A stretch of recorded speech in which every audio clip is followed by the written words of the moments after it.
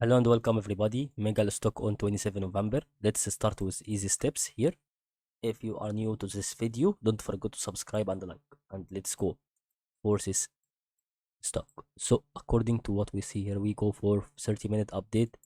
This is going to be one of the stocks that is still small in its journey, in its period. But I think if we want to focus it clearly, every 30 minutes, every half hour, is going to change its movements and duration. So I think since we was here on 14 November, it changed its movement and made it more spike. That was a difference about 1 USD, and this going was going to be good to make it in 1 week or 1 month. Okay, however, this made also here a half USD, maybe 50 cents spike, and then returned back to its original value. The lowest value that it has reached was about 2 USD 21 cents. So that we are now on our this the lost value a little bit.